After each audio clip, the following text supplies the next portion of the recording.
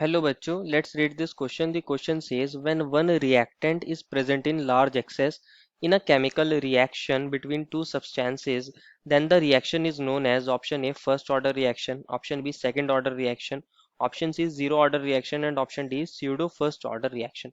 बच्चों कहा गया है इस क्वेश्चन के अंदर हमारे पास कोई दो सब्सटेंस है और उनके बीच में रिएक्शन हो रही है और उनमें से अगर एक की कंसंट्रेशन एक्सेस में हो जाए, मतलब एक रिएक्टेंट एक्सेस में प्रेजेंट हो, तो उस टाइप की रिएक्शन को हम क्या बोलते हैं।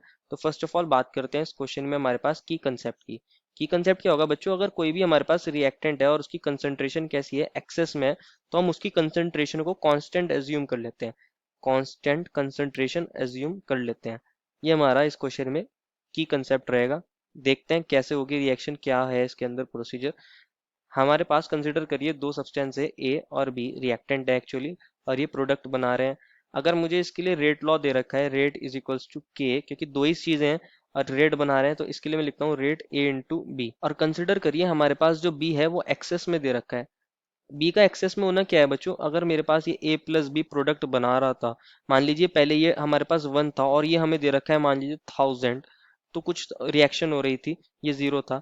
अब ये खत्म हो जाए, मान लीजिए 0 हो जाए, तभी भी हमारे पास ये 999 बच रहा है और ये हमारे पास प्रोडक्ट 1 बन रहा है।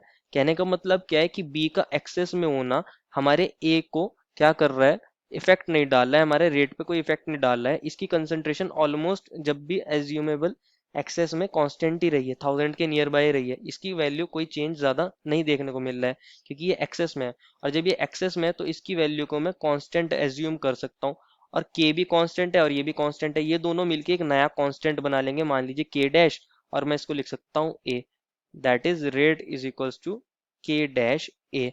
ये हमारी फर्स्ट ऑर्डर रिएक्शन बन गई है, लेकिन एक्चुअल में ये फर्स्ट ऑर्डर रिएक्शन नहीं थी। स्टार्टिंग में हमने सेकंड ऑर्डर रिएक्शन देखी थी, यहाँ पे भी वन था, यहाँ पे भी वन था। तो ऐसी रिएक्शंस को हम बोलते हैं स्यूडो फर्स्ट ऑर्डर रिएक्शंस, जो लगती हैं फर्स्ट ऑर्डर रिएक्शन जैसी। तो हमारा आंसर क्या सही हो जाएगा, option number D. Therefore the final answer is option number D. I hope you understood it well and best of luck.